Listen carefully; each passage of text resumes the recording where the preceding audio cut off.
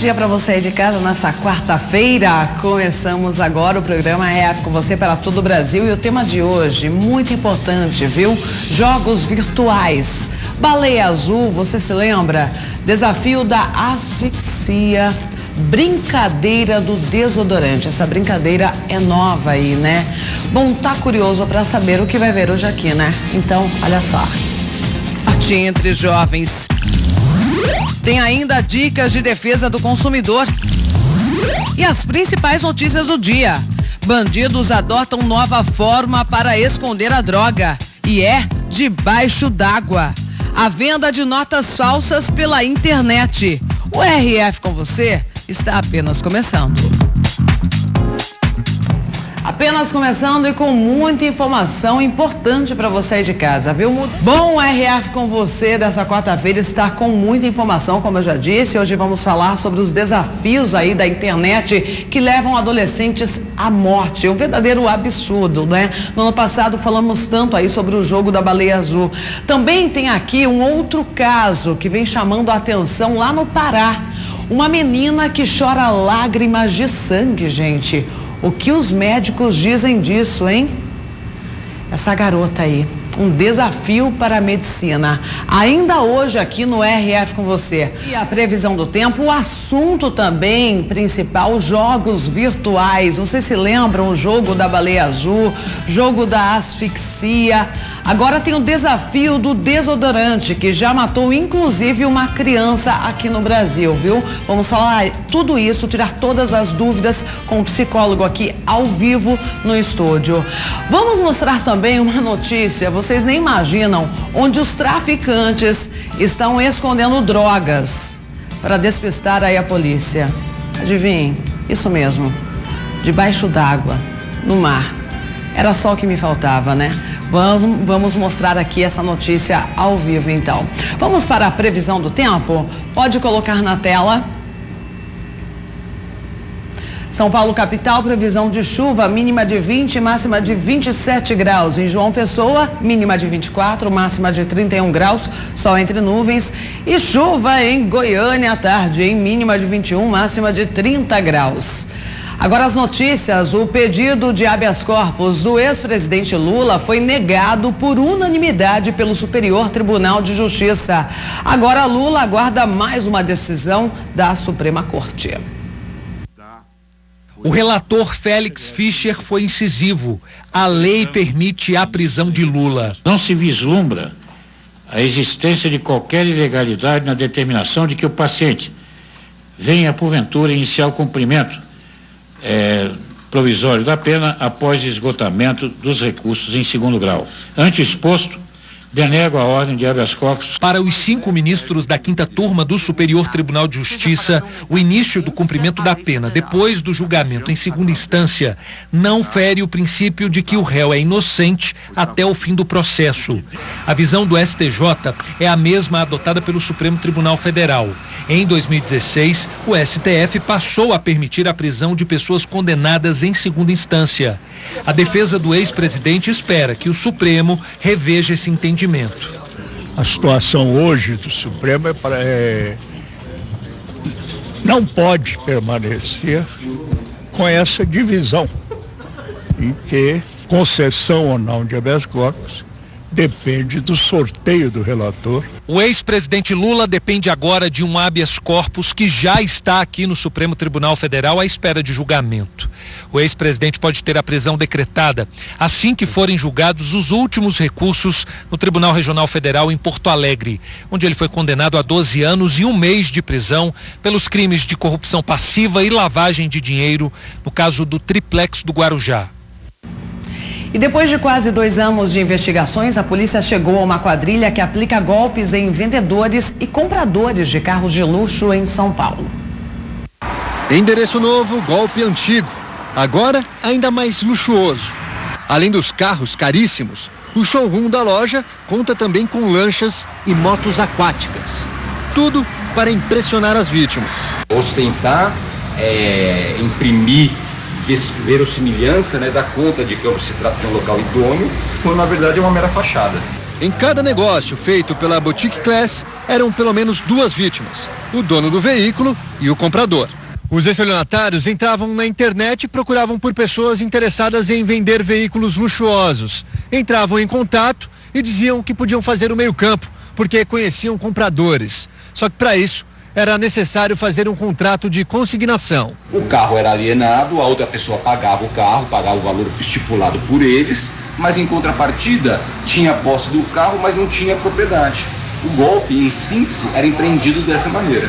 Foram centenas de golpes. A quadrilha já é conhecida da polícia. Em 2016, a Record TV denunciou outra loja do mesmo grupo em São Paulo. Além do Guarujá e São Paulo, os estelionatários estiveram também em Piracicaba, no interior paulista, e em Guarulhos. A partir dos golpes, fizeram milhões de reais. O dono da loja do Guarujá vive em um condomínio de luxo da Baixada Santista. Para a investigação, Peterson Carvalho seria o líder da quadrilha. O nome dele aparece em vários boletins de ocorrências. A polícia esteve na loja e apreendeu os documentos. No local, apenas funcionários foram encontrados. Eu faço parte da segurança da loja. Então, reclamações, se tem algum problema com venda de carro ou documento, aí é com eles. O estabelecimento está no nome de um laranja, Ronaldo Bispo de Oliveira. Ele foi detido, mas depois liberado. Apesar de ainda não ter achado Peterson, o homem já foi indiciado. E olha esse dado, a cada 50 minutos acontece um roubo de carga no Rio de Janeiro. Em 4 anos, esse número aumentou 200%. Só em 2017 foram mais de 10.500 casos. O caminhoneiro Rogério foi feito refém durante um assalto no Rio de Janeiro.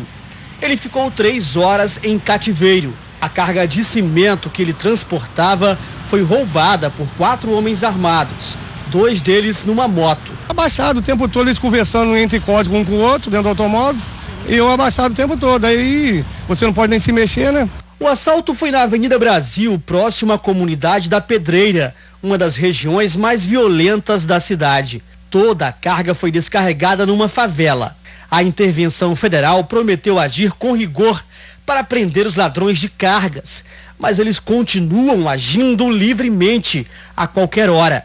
As transportadoras estão modificando o esquema de trabalho para tentar reduzir os prejuízos. Ao invés de carregar uma grande carga numa grande carreta, está se fazendo em 4, 5 caminhões pequenos ou carros particulares mesmo, pequenos. Ano passado, o Rio registrou 10.559 roubos de carga, o equivalente a um caso a cada 50 minutos.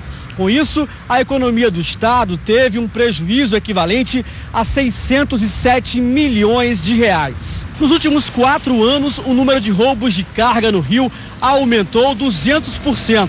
As divisas entre a Zona Norte e a Baixada Fluminense são as mais atacadas pelos bandidos. Por causa da violência, as transportadoras cobram em média 10% a mais para fazer entregas no Rio. A gente vem para o Rio de Janeiro, a gente vem já com medo.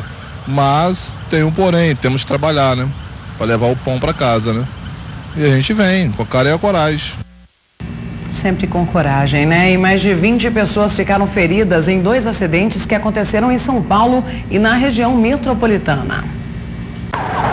O resgate teve que ser rápido.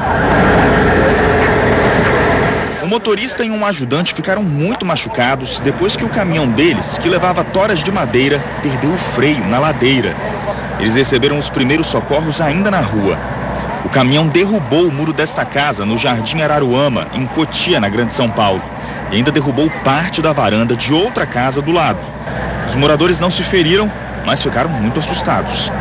Mais de 200 mil pessoas ficam feridas todos os anos em acidentes de trânsito no país. Os dados são do mais recente levantamento do Ministério da Saúde. Os mortos chegam a 37 mil.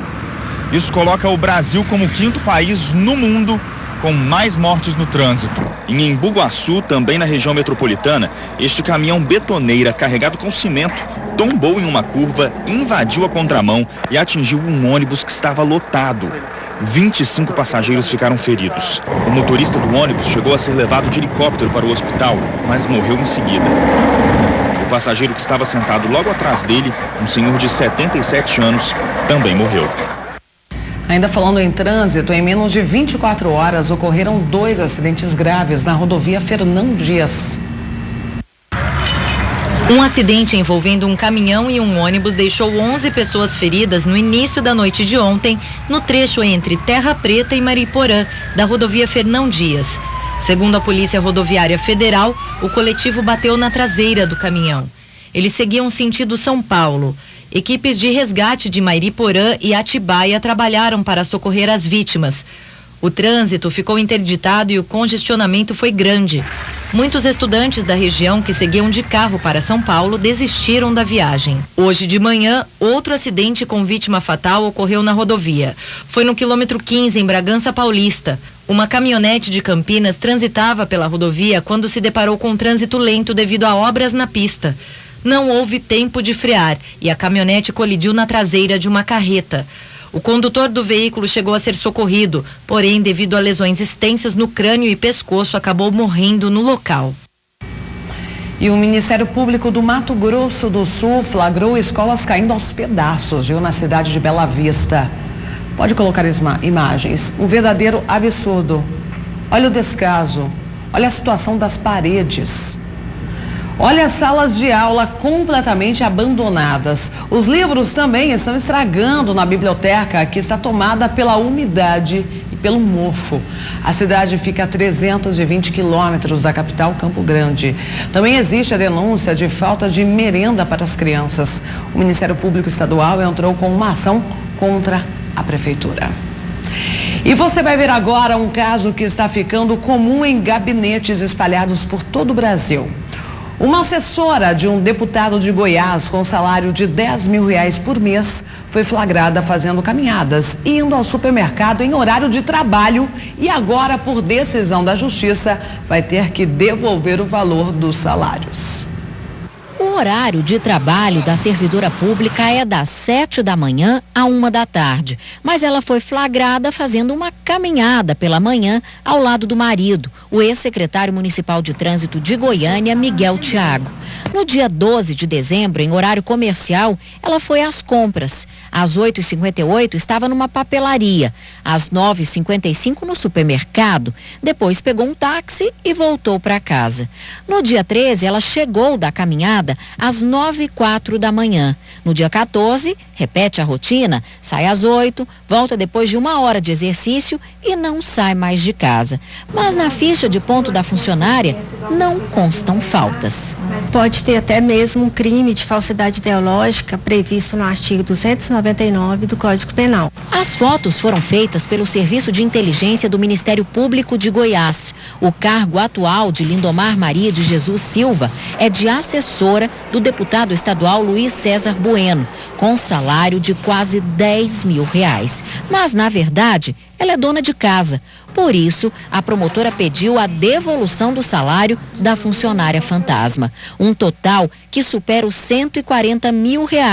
Com multa, o valor chega a mais de R$420 mil. E também a suspensão dos direitos políticos, a aplicação de uma multa em 3 vezes o valor e também a perda do cargo público. A assessora, de 64 anos, não tem nível superior e disse à promotora que nunca fez um curso de informática.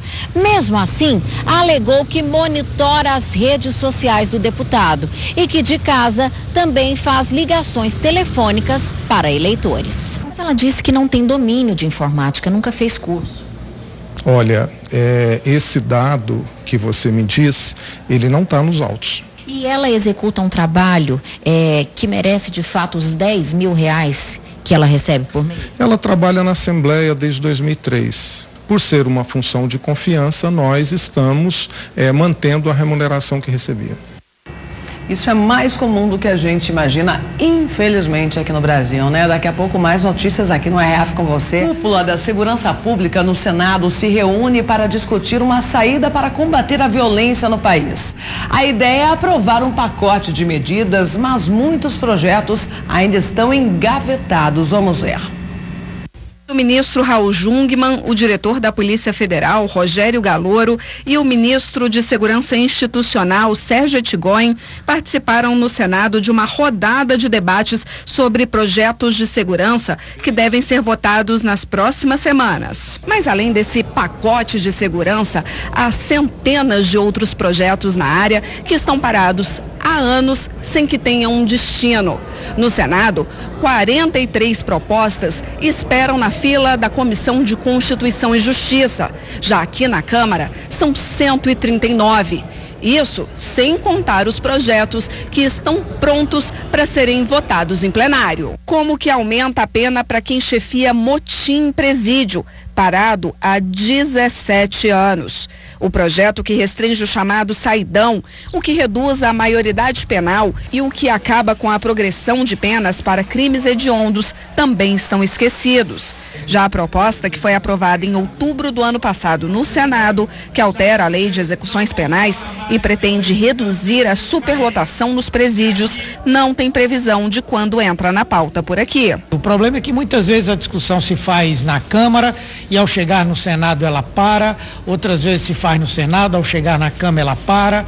Para este especialista em segurança pública, o pacote que está sendo debatido tem caráter meramente eleitoreiro. Eles estão perdidos, uma solução ideal envolveria a sociedade, envolveria um trabalho a longo prazo, não tem tempo para isso, tem que dar uma resposta rápida e uma resposta rápida é apenas uma resposta simbólica. E criminosos estão negociando notas falsas de dinheiro pela internet. O dinheiro é produzido e vendido por valores baixos, chamam a atenção e deixam muita gente no prejuízo. Olha só. Na internet é fácil encontrar fotos de cédulas falsas, que aqui os criminosos preferem chamar de fakes. Este anúncio promete: conheça a mais nova forma de ganhar dinheiro pagando pouco e ganhando muito. A publicação vai além. Aqui você ainda encontra as melhores notas fakes já produzidas no mercado. Rafaela, que vende coco em Copacabana, já foi vítima desse golpe mais de uma vez. Uma pessoa comprou uma água de coco, para mim era um cliente normal, né? Me deu uma nota de R$100 para poder eu trocar para comprar uma água de coco, eu dei todo o meu troco para ele, e na verdade ele tinha me passado uma nota falsa. E aí eu fiquei no prejuízo. O advogado criminalista explica que quem fabrica ou vende está cometendo um crime de moeda, e isso da cadeia. O crime de moeda falsa ele é bem extenso. Ele abarca todas as modalidades em que, tanto da fabricação quanto do comércio e de recebimento de boa-fé e repassar para o mercado consumidor. A pena disso é de 3 a 12 anos para quem vende, para quem fabrica, para quem fabrica até apetrechos, né, para poder falsificar, e a pena de quem recebe de boa fé e depois retorna para o mercado consumidor é de 6 meses a 2 anos. Mesmo assim, os anúncios se multiplicam. Nesta rede social tem até uma tabela de conversão de notas legítimas para falsas. E no fim da publicação diz: trabalhamos pelo Sedex. A Polícia Civil afirma que é difícil identificar ou prender os criminosos, mas diz que está agindo. A recomendação é procurar uma das 200 delegacias espalhadas por todo o estado do Rio ou seguir direto para a Polícia Federal. Não sei quando é falso e quando não é. Então eu prefiro quando a pessoa chega, ainda mais quando chega muito cheio de gentileza, eu já desconfio, aí eu não quero. Aí eu falo, não tenho troco. Olha, na sequência vamos falar sobre o quê? Jogos virtuais que podem até levar adolescentes à morte. Lembra do Baleia Azul? O jogo da asfixia. Agora tem o desafio do desodorante. Eu vou contar aqui como funciona esse desafio. A Larissa Israel, inclusive, foi conversar com alguns adolescentes em uma escola da cidade. Antes do intervalo também, deixa eu colocar algumas participações para você também mandar a sua foto. Deixa o WhatsApp na tela para quem quiser fazer uma selfie bem bonita e me mandar, viu? Não esquece nunca do seu nome e a cidade, viu? Olha aí, Daniel e Camila de Pontal, interior de São Paulo, comendo um belo de um açaí, hein? Beijão pra vocês. A Jeane de Borborema, interior de São Paulo também.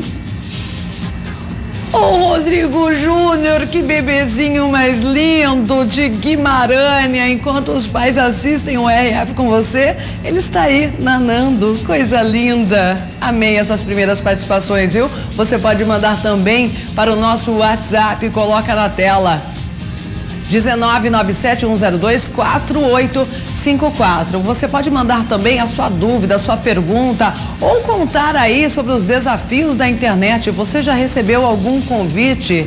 Já teve coragem de fazer isso? Eu espero que não, né, gente? Porque, olha, pode levar uma pessoa à morte, viu? Você já comentou nas nossas redes sociais, ainda não tá perdendo tempo, viu? Já segue a Rede Família? Ainda não no Facebook? Entra lá, curte nossa página, /Rede Família Oficial. Basta clicar em curtir, dar um like lá. Você vai acompanhar todo dia o conteúdo do RF com você, inclusive, viu? As entrevistas. Gostou de alguma entrevista? Pode procurar aí na nossa página do Facebook. Estamos no Instagram também. Nos segue lá, @canal Rede Família. E se você for postar qualquer conteúdo, uma foto assistindo o RF com você, não esquece da nossa hashtag. Ela foi criada para você. Fica mais fácil da gente localizar a sua foto, o seu comentário. Hashtag RF com você, dessa forma que escreve, ok? WhatsApp na tela também, para quem quiser me mandar uma selfie. Uma foto bem bonita que eu tanto gosto, eu vou mostrar aqui ao longo do RF com você. Nunca esqueça de mandar o seu nome e também a cidade. Pelo nosso WhatsApp você pode mandar a sua pergunta do dia ou o seu comentário, né? E falando sobre o assunto do dia, no mês passado, uma menina de apenas 7 anos morreu após fazer o desafio do desodorante que viu em redes sociais. Ao inalar o produto, ela desmaiou e teve uma parada cardíaca. Vamos ver. Um produto do dia a dia que quase todo mundo tem em casa e pode ter sido o uso inapropriado do desodorante aerossol que matou Adriele Gonçalves, de 7 anos. A suspeita é que a menina jogou o produto na boca e inalou. A mãe a encontrou morta na cama do quarto. Aí naquilo que eu descobri, eu vi ela com um vidro de aerosol transpirante. Saí gritando, meu filho no corredor, minha nora. Adriele tá morta, não é possível, Adriele tá morta. Pelo jeito que eu peguei. Aí pegamos ela, pegamos o carro, fomos no UPA e eles tentaram reanimar ao máximo. A família acredita que a garota de 7 anos participava de um desafio que circula pela internet e sugere aos jovens inalar pelo maior tempo possível produtos aerossol. A cada dia vai doer mais e mais, porque desde então, a cada dia que eu vou acordando, mais eu sinto falta, mais eu vejo ela. Mas eu quero ela, eu não aceitar, que Deus me perdoe, acho que eu não vou aceitar nunca. O risco, de acordo com os médicos, é de intoxicação pela concentração de substâncias no organismo. Gás e álcool, nessa forma, afetam fígado e rins. Para a neuropsicóloga, a exibição desse tipo de desafio na internet estimula a participação de muitos jovens. Eles criam pequenos ídolos, né? Ídolos momentâneos, né? Os youtubers são famosos e aí existe um comportamento imitativo, onde eles querem ser aquela pessoa. Então eles começam a seguir, começam a imitar comportamentos, começam a acompanhar aquele trabalho e aquela pessoa se torna uma referência. Tudo que ela faz, se eu fizer, eu vou ser alguém parecido com ele, eu vou ter o valor que ele tem. A dona Elza é preocupada com os vídeos e páginas de internet visitados pela Alana, de 4 anos. Tem receio do conteúdo destinado às crianças. Brincadeira, esses jogos estranhos que aparecem, né, eu não deixo. Porque é tanta coisa ruim que aparece, né, que às vezes nem dá para deixar ela sozinha à vontade, eu não deixo. A especialista considera esse comportamento adequado. Para ela, os pais têm mesmo com o que se preocupar. Hoje, a gente se adequa a um comportamento virtual, porque a gente não tem essa atividade, né? Antigamente a gente saía no portão e conversava com os amigos, hoje através do celular, do computador. Então, houve uma mudança, esses prazeres, eles se adequaram. Então, a gente tem que tomar o cuidado de ter esse convívio, de sair com os amigos, né? De fazer essas crianças brincarem, correr, andar de bicicleta, ter essa interação realmente social e não só virtual. Desafio do desodorante. Um verdadeiro absurdo, né? Primeiramente, uma criança de 7 anos morre fazendo esse desafio que ela viu numa rede social. Desculpa, você que é pai e mãe, mas o seu filho de 7 anos, de 6, de 5, tem rede social? É muito novo, é uma criança, né, que não tem discernimento aí para saber o que é certo ou errado com 7 anos. Aí acontece uma tragédia, como a gente acabou de mostrar, não é mesmo? Estou aqui com o psicólogo, então, para falar sobre esse assunto, Rafael Falco. Seja muito bem-vindo, Rafael. Obrigado, Marielle. Boa tarde a todos que nos acompanham. Rafael, você compartilha dessa minha ideia, eu sei que você é um profissional, né? Não pode dar aí a sua opinião, né? Porque é psicólogo, mas uma criança de 7 anos não dá para ter rede social, né?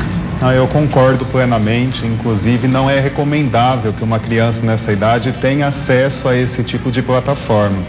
A gente sabe que o risco existe e quando os pais permitem que a criança tenha acesso a isso, então a família tem que ter consciência de que ela vai precisar criar mecanismos de controle. Porque a criança e o próprio adolescente ainda não tem maturidade para saber lidar com essas ferramentas sozinhas. Se os pais não supervisionarem, se os pais não estiverem atentos a isso, se os pais não souberem exatamente o que os filhos estão fazendo, com quem eles estão fazendo, os riscos são enormes e aí a gente pode assistir a tragédias como essa que acabou de passar na reportagem, infelizmente. Daí não dá para culpar realmente a criança, né? Porque como você disse, não tem discernimento, não tem maturidade para saber se é certo ou errado. Aquele desafio, de repente, para ela vê como uma brincadeira. E está brincando ali, né? Podemos colocar a culpa nos pais, então? Na verdade, o melhor é a gente não procurar culpados. O melhor é a gente se unir para buscar as soluções. Sim. E é óbvio que a família, os pais, eles assumem uma responsabilidade grande. Os filhos, como você mesmo comentou, infelizmente muitos não têm discernimento e maturidade para compreender o quanto isso pode comprometer a integridade física e emocional. Mas os pais adultos, né, já têm essa percepção, já têm clareza sobre esses riscos e então eles sim podem controlar, orientar e conversar. O importante é que a família crie um espaço de diálogo em casa, né? Então, à medida que os pais tiverem a oportunidade de conversar sobre os seus filhos e encarar essa realidade que está posta e que infelizmente a gente não vai conseguir eliminar, né? Eu vejo muitas pessoas que se preocupam em eliminar esses desafios, querem acabar com o desafio da baleia azul, querem acabar com o desafio da asfixia ou do desodorante, mas acabar com esses desafios não é suficiente, porque infelizmente outros desafios vão surgir, né? Então o mais importante é que a gente esteja realmente preparado para lidar com cada um deles e entender que o desafio maior é nosso, né? E colocar principalmente limite, né? Porque eu sempre uso essa palavra aqui, Rafael, e hoje em dia a vida nossa, tudo tem que ser com limite, né? E tem que impor esse limite para o filho. Você quer mexer no seu tablet, no seu computador, no seu notebook, celular, né? Tão comum hoje em dia. Tem que ter horário, é isso. Qual a dica que você deixa aí? É exatamente isso. O controle dos pais é extremamente importante. São os pais que precisam controlar o tempo de uso, são os pais que precisam controlar quais são as plataformas que o filho vai ter acesso e inclusive vigiar isso, né? Infelizmente, os filhos hoje em dia, muitos não aprenderam a falar não. E eu acho que esse é o maior desafio das famílias e dos pais hoje em dia, ensinar os seus filhos a falar não. Porque muitas crianças e muitos adolescentes acabam aceitando esse desafio exatamente como uma tentativa de agradar o outro, de impressionar o outro, de se sentir... mostrar que é bom, exatamente, né? De se sentir ser um pertencente a um grupo, de se destacar na turma. Porque eles não sabem dizer não, né? E acabam usando de uma forma torta para acabar chamando a atenção. Só que eu como psicólogo sempre oriento os pais que por trás de toda tentativa de chamada de atenção sempre existe um pedido de ajuda e que a gente não pode menosprezar isso. A gente tem que estar muito atento a isso. Como saber então que o seu filho de repente poderia cair numa brincadeira como essa? Então, tem alguns sinais, o adolescente em casa fica muito trancado no quarto, como perceber? Essa é uma das maiores preocupações, porque não é fácil.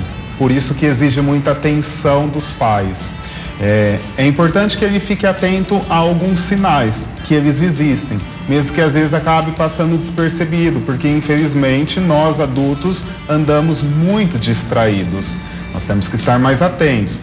Quando a criança ou adolescente comenta sobre o jogo, já é um sinal de alerta. Ele viu. Exatamente. Né? Teve e às curiosidade. vezes ele quer ali, através do adulto, uma opinião, né? Ou ele está demonstrando interesse de uma forma estranha, mas é a forma que ele tem de obter a aprovação daqueles adultos. Então, se os adultos simplesmente menosprezam essa informação, pode ser que aí ele, de fato, caia nessa armadilha, já que ele não houve orientação contrária nesse sentido. Seria interessante, de repente, o adolescente, a criança nem viu o tal do desafio do desodorante. Os pais chegarem e falarem, olha, você viu? É lógico, de forma coerente para a idade, né?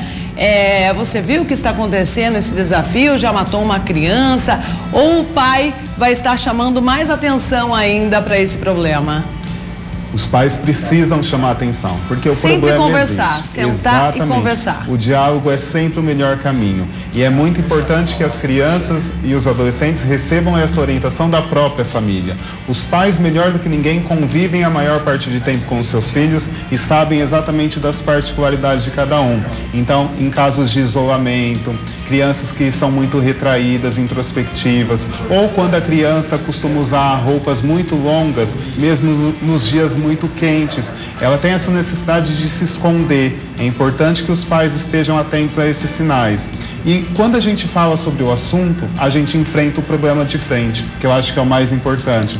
Os pais, a maioria dos pais querem colocar os filhos numa bolha, mas essa bolha é imaginária e infelizmente ela não existe, né? É impossível. Exatamente. Você cria o filho para o mundo, né, Rafael? Não tem jeito. E os perigos, eles são inerentes. E eu sempre costumo dizer que a gente não prepara ninguém para vencer se nós não o preparamos também para perder. Então os pais querem poupar os filhos das frustrações, dos erros, do sofrimento, da dor, mas isso é inerente à nossa humanidade e é assim que a gente cresce e é assim que a gente amadurece. Isso faz parte da nossa vida. Enfrentando realmente as dificuldades do dia a dia, né? Criar mecanismos exatamente para conseguir enfrentar isso, porque do contrário, em qualquer adversidade, o que a gente tem visto, por que tem tantas crianças e tantos adolescentes que estão caindo nessas armadilhas e a gente ouve tantos casos de suicídio nessa festa? Os pais poupam as crianças e acabam aí transformando em crianças medrosas, né? E que não têm conhecimento do mundo, na verdade. Crianças medrosas, crianças egocêntricas, inseguras, crianças que não sabem lidar com os próprios erros. Então isso tudo acaba, ao invés de ajudando, desconstruindo e atrapalhando muito mais a formação dessa geração. Rafael, já temos algumas opiniões aqui. O Adailson de São João do Soter, Maranhão, ele diz que a internet é bom, mas é muito perigosa e não podemos acreditar em tudo que a gente vê na internet. Com certeza, se você tem filho, passe esse conhecimento para o seu filho, viu? No ano passado, Rafael, eu fiz uma série de internet que inclusive eu exibi aqui no RF com você. Entrevistei você, né, para falar sobre o like que liberava uma substância no cérebro, né? E causa prazer e causa realmente, né? E uma das reportagens também foi sobre o jogo Baleia Azul, né? Então nós vamos mostrar novamente essa reportagem daqui a pouco, uma matéria inclusive muito interessante que eu mesma fiz, virtuais. Nós já ouvimos falar de Baleia Azul, jogo da asfixia, desafio do desodorante, que inclusive matou uma criança de 7 anos. Estou aqui com o Rafael Falco, psicólogo, e estamos falando sobre esse assunto. Já temos mais opinião aqui, Rafael. A Glorinha de Itabaianinha, ela diz assim: hoje a criançada não brinca, só vive nas redes sociais. Pois é, mas gente, uma criança não tem dinheiro para comprar um celular e um tablet, né? Ela só usa porque os pais dão de presente no Natal, Dia das Crianças, né? Eu não ganhei um celular com 10 anos. Na minha época também nem tinha com facilidade, né? Era aquele tijolo celular, lembra que a gente chamava de tijolo? Gente, na minha época eu brincava, a criança de hoje em dia não sabe o que é tirar uma lapinha do dedo, sabe? Chegar em casa com dor, chorando e a mãe cuidar da gente, não é verdade? Com certeza. Eu brinquei tanto na rua, E as pessoas não têm noção da dimensão e das transformações, inclusive neurológicas, que isso pode causar numa pessoa na formação dela, né? As crianças, de fato, estão perdendo essa oportunidade de serem crianças. Os pais têm essa preocupação exagerada e querem que os filhos tenham um celular como o deles. E aí o filho nem sequer consegue compreender o valor que isso tem, né? Então, o filho não compreende, por exemplo, que o pai adquiriu aquilo com esforço, com dedicação, porque para criança e para adolescente é fácil, é só o pai passar o cartão e tudo se resolve. São celulares caros, né? Ainda, exatamente, né, Rafa? E acaba criando essa questão do prazer momentâneo, instantâneo, né? Tudo a um clique, tudo instantaneamente, e é lógico que isso gera frustração, é lógico que isso gera ainda mais ansiedade nessa geração, e não é à toa que a gente hoje em dia enfrenta tantos problemas e tantos desafios e está cada vez mais difícil resolvê-los. Esses dias eu até estava comentando, Rafael, na verdade, assim, a vida adulta já é tão difícil, assim, né? A gente tem que lidar com problemas que, logicamente, a gente não tinha quando criança, né? A gente tem que pagar contas, a gente tem problemas familiares, a gente tem discussão em relacionamento. Então, assim, a gente já vive uma vida tão corrida, tão difícil, que daí às vezes a gente para e pensa quando a gente foi criança. Ai, que saudades do meu tempo de criança. A gente escuta algumas músicas, chega até a ficar um pouco emocionada, né? Emocionado com algumas canções. E eu me lembro com muita felicidade da minha época de criança. Só que a gente sabe, tem um desafio. Hoje em dia a violência cresceu, a gente sabe que a gente não vai deixar um filho. Eu não deixaria um filho na rua como eu ficava, como a minha mãe permitia. Mas aí o pai tem que encontrar, a mãe tem que encontrar uma forma, né? Vai dar uma volta de bicicleta, aí sim, acompanhando o filho, né? Vai soltar pipa no final de semana, vai procurar parques aí ao ar livre, que existem vários pela cidade de todo o Brasil, né? Então, assim, tem que encontrar formas de verdade para a criança, quando crescer, lembrar, né, de forma gostosa daquela época, né? Com certeza, ainda mais porque hoje em dia a gente está sofrendo de um mal que é a dependência tecnológica. É triste a gente constatar o número de clínicas de reabilitação que já existem para cuidar de crianças e adolescentes que sofrem do mal da dependência tecnológica. E é mais triste ainda quando a gente percebe que o efeito de uma dependência tecnológica é o mesmo da dependência das drogas. E até pouco tempo atrás, a maior preocupação das famílias era exatamente em relação às drogas. E hoje o que a gente vê é que ela vem disfarçada de celular, de tablet, de videogame. E antes os pais tentavam privar os filhos de todas as maneiras desse perigo. Hoje a gente entrega embrulhado de presente para os nossos filhos. Para de repente a criança ficar quietinha, para a mãe poder trabalhar, assistir a novela, fazer o jantar. Sim. É uma pena, né? É uma pena. Inversão de valores. Sim. Daqui a pouco, então, vamos ver uma reportagem especial sobre o jogo da baleia azul. Muitos que levam à morte. Citamos aqui o exemplo, uma tragédia, na verdade. Uma criança de 7 anos morreu aí fazendo o desafio do desodorante. E estamos falando sobre isso com o Rafael Falco, que é psicólogo. Estamos recebendo opiniões também e estou muito feliz com essa participação, viu? O Freitas, a família Freitas, na verdade, mandou a foto da família toda acompanhando aqui o RF com você, Rafael, de Pacajá, do estado do Pará. Ele diz que todos os dias assiste aqui o RF com você e que o Brasil está precisando de pessoas maravilhosas como nós, que estamos aqui no programa, falando e aconselhando a sociedade para que possamos acordar para a vida e viver uma realidade diferente.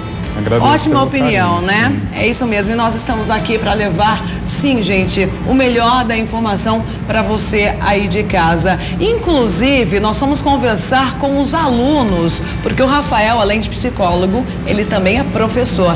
E vamos conversar então com adolescentes, alunos do Rafael, para ver a opinião deles. Vamos acompanhar agora? Sim, lógico. Pode colocar.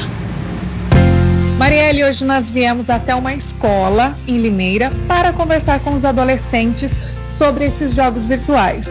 O jogo da baleia azul, o desafio do desodorante. O que será que esses adolescentes pensam sobre esses desafios? Será que eles já tiveram contato com algum tipo de jogo como esse? Nós vamos descobrir tudo isso agora na nossa roda da conversa. Meu nome é Karina, eu tenho 17 anos. E A gente sabe que esses jogos virtuais, eles têm acontecido muito ultimamente, tipo, a gente está tendo muito contato com isso, porque a gente sabe que a depressão é um mal do século, de certa forma, porque a gente vê que cada vez mais os jovens, eles estão sendo afetados por isso. E a gente tem os jogos virtuais, como Baleia Azul, Desafio do Deodorante e outros, como uma desculpa para eles conseguirem chegar no objetivo deles, que muitas vezes é o suicídio. E a gente tem que entender que isso não é tipo, a gente não vai banir os jogos e isso vai parar. A gente tem que entender que isso não é um motivo, e sim uma desculpa que faz os jovens fazerem isso. E acho que a gente tem que conseguir, tipo, primeiro curar as pessoas que estão completamente expostas à internet, completamente expostas a essa doença, do que querer culpar somente um único fator, que é a internet, porque ela é uma coisa muito boa na nossa vida, principalmente a gente que é estudante, que precisa pesquisar e aprender coisas novas, que a gente usa bastante. Isso também é um meio de diversão para conversar com nossos amigos e outras coisas. Meu nome é Vitória, tenho 17 anos.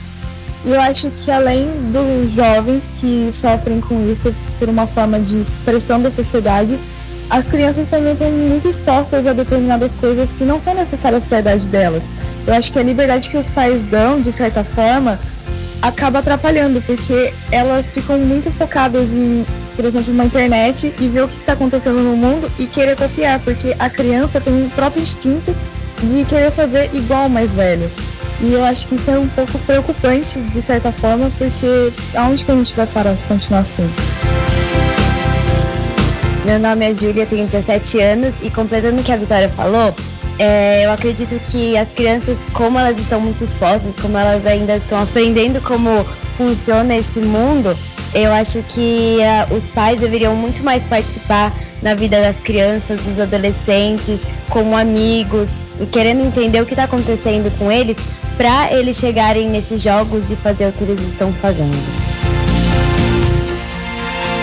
Meu nome é Jonatas, eu tenho 16 anos e as pessoas, isso está acontecendo muito porque as pessoas não estão dando devido valor a isso. Porque os pais, os amigos, eles acham que isso acontece porque é mais uma frescura da pessoa e não porque ela está realmente doente. E isso só vai mudar quando a pessoa dá o devido valor.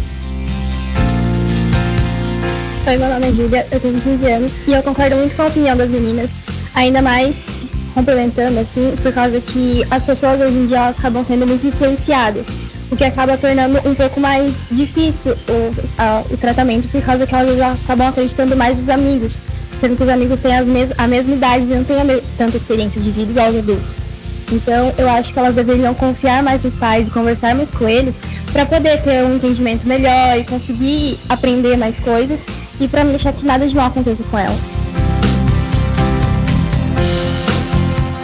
Meu nome é Júlia, tenho 16 anos e assim, eu nunca conheci ninguém que participou desses jogos, mas eu sei que tem muitas crianças que estão nesse meio e acabam entrando por influência de amigos.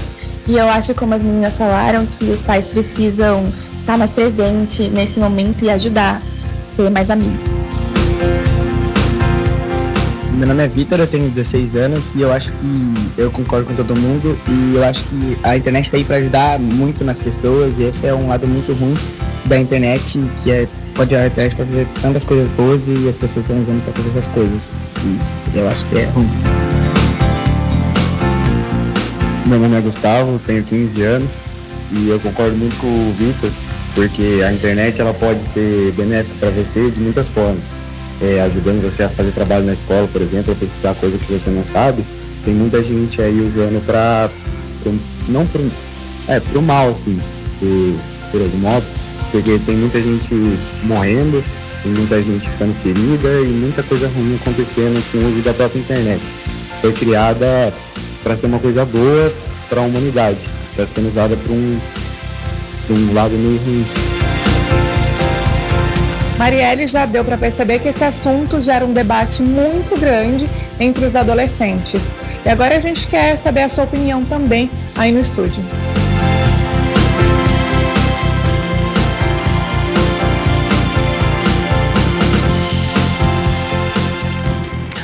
Olha, Larissa, na minha opinião, primeiramente, os adolescentes muito bem esclarecidos aí, né? A internet serve para o bem, mas para o mal, como o Gustavo ali na sua Roda da Verdade disse, né? A internet, na verdade, gente, ela tem a facilidade, né? Ela aproxima pessoas hoje em dia. Conheço pessoas que hoje, que estudaram comigo na infância, moram em outros países, de repente eu encontro aí numa rede social. Então, que gostoso, né? Matar essa saudade, nem que seja aí pela tela do computador. Mas, infelizmente, muitos golpes, esses jogos virtuais que realmente pessoas que usam aí para o mal também. Daí, o que acontece, os pais têm que estar de olho, atentos, né? Daqui a pouco vamos falar mais sobre esse assunto com o Rafael Falco, psicólogo aqui no RF com você. Agora eu tenho um recadinho importante. Você sabia? Alunos do Rafael, né? Eles são orientados na escola, Rafael, porque a gente vê, assim, eles têm um discernimento muito bom, né? Sobre o que é certo, o que é errado, já tem uma responsabilidade aí, embora a pouca idade. Como funciona isso, o seu relacionamento com eles lá? Com certeza. Na escola, a gente tem a oportunidade de orientá-los constantemente. Aliás, as escolas não podem perder a oportunidade de fazer isso. Acho que tudo passa pela educação. E a gente com certeza conseguiria evitar muito problema que a gente tem no nosso país, inclusive no mundo todo, com a educação, né? Os pais e os professores, toda a escola, todo mundo deve estar muito unido para que esse problema de fato seja combatido. E é interessante observar o depoimento dos alunos, que parece que até é um discurso ensaiado nosso, mas é próprio deles. E isso reforça a necessidade que esses adolescentes têm da presença dos pais. Os adolescentes e as crianças hoje em dia estão implorando pelo tempo dos seus pais, pela companhia dos pais. E os pais não percebem muitas vezes, né? E dinheiro não compra amor, mas amor compra dinheiro. E a gente paga qualquer valor para conquistar o amor de uma pessoa que a gente gosta, qualquer, né? Bonito que você falou. Bom, gente, temos mais uma opinião, Joelmo, de Euclides da Cunha, Bahia. A internet é uma ferramenta boa, mas temos que ter cuidado com os nossos filhos. Também compartilho dessa mesma ideia, viu? Falando aí em jogo virtual, quem não se lembra, né, da época do desafio da Baleia Azul? Foi uma época terrível, né? Pessoas foram presas, adolescentes morreram no mundo todo. E no ano passado eu fiz uma reportagem especial sobre esse assunto. E quando a gente pautou aqui esse assunto de jogos virtuais, sobre o desafio do desodorante, nós falamos, vamos mostrar novamente o Baleia Azul, porque a gente sempre tem que passar a melhor informação, né? Até para prevenir. Porque parece que já foi, mas ainda acontece. O jogo ainda rola na internet, né? Continua. Vamos rever então. Um clique que pode levar à morte. Muitos utilizam a internet para o bem, mas muitas pessoas usam a ferramenta também para o mal. Do outro lado da tela pode ter uma pessoa agindo de má fé. E mais uma vez chamamos a atenção para os cuidados na hora de se conectar. Parecia uma brincadeira, mas não era. Atraiu jovens inconsequentes que não enxergavam a gravidade do assunto.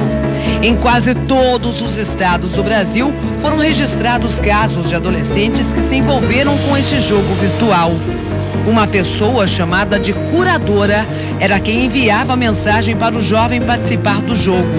Quem aceitava passava por 50 desafios de diferentes graus de risco em 50 dias, com uma prova final, que era o suicídio. O jogo da Baleia Azul é um jogo que acaba pegando esse vazio do jovem, já é um jogo que encontra uma ressonância em pessoas que já estão fragilizadas. No Rio de Janeiro, pelo menos 8 casos foram investigados. Este mesmo número foi contabilizado no Paraná. No Mato Grosso, uma adolescente tirou a própria vida. Já no interior de São Paulo, em Bauru, um jovem de 17 anos foi resgatado prestes a se jogar de um viaduto. Este menino teria chegado à última etapa do jogo. Em 2016, uma outra brincadeira chamou a atenção no mundo virtual: o jogo da asfixia. Os participantes eram desafiados a ficar sem oxigênio até desmaiar, levando o corpo ao limite. Para Gustavo Detter, adolescente de 13 anos de São Vicente, o jogo terminou em morte. Um fim trágico que começou com a ideia de se destacar entre os amigos. Essas crianças que estão mais fragilizadas para entrar nesses jogos, e a criança tem a ideia de que ela vai se destacar, que ela vai conseguir atingir alguns objetivos, que vai ter um ranking, que vai ter algum benefício entrando nisso. Pelo mundo, casos fatais também foram registrados no Canadá, França e nos Estados Unidos, país com o maior número de casos, 672 mortes nos últimos 10 anos. Com o mundo virtual cada vez mais presente na vida das crianças e adolescentes, a orientação para que pais também fiquem cada vez mais próximos. Não dá para você entender seu filho se você não viver no mundo que ele está. Você está no mundo dele, né, em outras palavras, você percebe mudanças de comportamento. Mudanças de comportamento. Rafael Falco, psicólogo, pode falar ainda mais sobre isso. Notou alguma diferença aí no dia a dia? O filho chega da escola, vai para o quarto, fica lá trancado. É um sinal de alerta. Com certeza, e é importante estar atento a esses sinais. O que a gente não pode é menosprezá-los. Os pais precisam estar sempre atentos e quando não conseguem resolver sozinhos, precisam pedir a ajuda de um profissional. Isso é muito importante. Dentro de casa, o ambiente familiar deve ser um espaço de escuta, de fala. As crianças precisam ser incentivadas a falar mais sobre as suas emoções, sobre os seus sentimentos, sobre os seus pensamentos. Os pais precisam incentivá-los nesse sentido. Incentivá-los, inclusive, a falar sobre as suas frustrações, os seus erros, porque a gente tem que trabalhar na perspectiva do erro construtivo. É ele que nos impulsiona para frente, é ele que nos faz crescer, é ele que nos ajuda a realmente conquistar as coisas que a gente realmente quer. Saindo um pouco até desse assunto de jogos virtuais, criar um filho deve ser realmente um grande desafio, né, Rafael? Porque é difícil, de repente, um pai, uma mãe chegar e conversar sobre sexualidade, por exemplo. Sim. Mas isso tem que ser feito, né? Não dá para fugir, né? Precisa ser feito. E eu gosto muito, inclusive, de recorrer a uma frase do psiquiatra Samitiba, porque ele disse uma vez que criar um filho é fácil, educar é que dá trabalho. Então, subsidiar aqui as necessidades imediatas da criança, a alimentação, o sono, os cuidados pessoais, isso qualquer um consegue fazer. Mas educá-los de fato para a cidadania, prepará-los para a vida adulta é um desafio. E a gente precisa encarar isso realmente como um trabalho e não terceirizar isso para as outras pessoas, né? Ou para a escola, né? Por exemplo. Porque a educação com certeza começa em casa, né? Com certeza. Os pais pagam a escola achando que ela tem a obrigação de educar os filhos. Não, gente. Quem tem a obrigação de educar é você, pai e mãe, né? Nós não podemos negar que a escola assume um papel importante e pode contribuir muito com a família, mas sozinha a escola não consegue. Por isso que eu sempre reforço e repito a questão da união de forças. É importante que essa parceria seja forte, é importante que os discursos estejam alinhados, a escola e a família. O trabalho que é desenvolvido dentro da escola ou o trabalho que é feito dentro de casa precisa extrapolar os muros, precisa se estender a outros lugares também. E eu sei que a vida hoje em dia é corrida, muitos pais trabalham dia e noite aí para sustentar uma casa, né? Mas esteja atento aos seus filhos, eles precisam da sua atenção. E como o Rafael disse, qualquer tipo de modificação aí no comportamento, sim, procurar ajuda. Com certeza. Porque o número, infelizmente, o número de suicídios entre adolescentes aumentou e aumentou muito. E parece até que seja uma realidade distante nossa, mas não é. Na nossa cidade de Limeira, por exemplo, a gente infelizmente diariamente se depara com casos e mais casos de suicídios que estão acometendo crianças e adolescentes. Então o assunto é realmente muito sério, a gente não pode tapar o sol com a peneira, porque infelizmente a única estratégia que a gente tem para lidar com a situação é enfrentando, é o enfrentamento. Com certeza, Rafael. Muito obrigada por esclarecer dúvidas e falar sobre um assunto tão importante e interessante aqui no RF com você. Eu que agradeço pela oportunidade. Uma boa tarde a todos. Obrigada. Obrigado. Bom, e vamos dar sequência aqui no RF com você, né? Daqui a pouco, gente, eu vou mostrar um caso raro, viu? O de uma menina que chora sangue, isso mesmo. Um verdadeiro desafio aí para os médicos, um verdadeiro desafio para a medicina. Mostrar para vocês uma nova tática aí para tentar enganar a polícia. Lá no litoral de São Paulo, na Baixada Santista, no Porto, olha só o que os traficantes estão fazendo. Eles estão escondendo drogas em bolsas no mar, debaixo d'água. E eles agem, claro, durante a madrugada, né? Para a polícia não desconfiar, mas não teve jeito. A polícia descobriu essa nova tática aí dos traficantes guardarem drogas debaixo da água. É tanta criatividade, né? Se usasse essa criatividade aí para fazer o bem, o Brasil seria bem melhor, né? E daqui a pouco também eu vou mostrar um caso aí intrigante, raro, viu? Uma menina que tem lágrimas de sangue, ela chora sangue, gente. Um desafio aí para a medicina, para os médicos. Sim, você vai conhecer um caso raro e intrigante. Especialistas tentam desvendar o mistério que mudou a vida de uma família lá do Pará. Uma criança de 10 anos começou a chorar lágrimas de sangue. Ela já passou por vários médicos que ainda não encontraram solução para esse problema. Vamos ver. De maneira inexplicável, Ana Clara, de 11 anos, parece chorar lágrimas de sangue. Minha cabeça, ela dói assim, ó, nessa região aqui, ó, tá tipo uma pontada assim na minha cabeça. Ana Clara mora com a família na cidade de Conceição do Araguaia, no Pará. A mãe decidiu vir para Goiânia em busca de ajuda depois de passar por vários médicos sem encontrar nenhuma explicação para os sangramentos. Ela fez tomografias, fez ressonância, exame de sangue e tudo dá normal.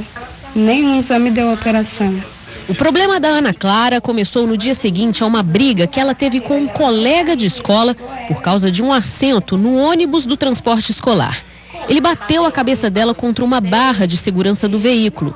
Ela desmaiou e ficou desacordada durante todo o trajeto da escola até a casa.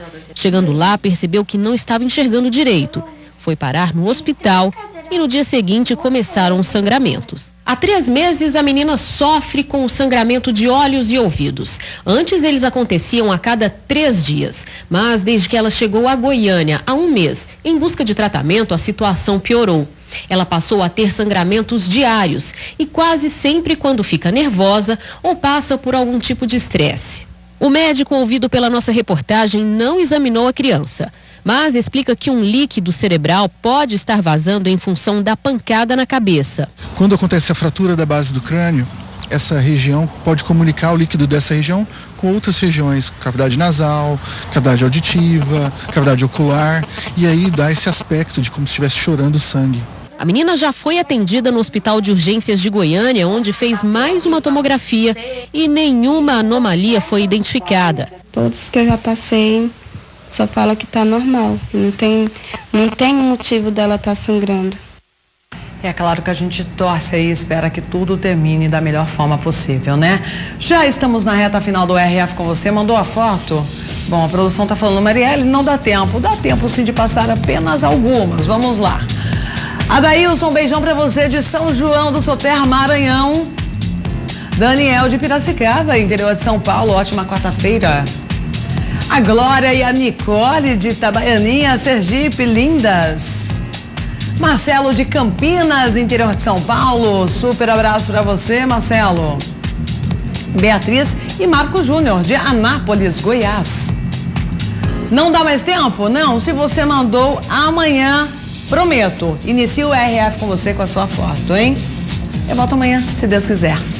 Beijão e até lá.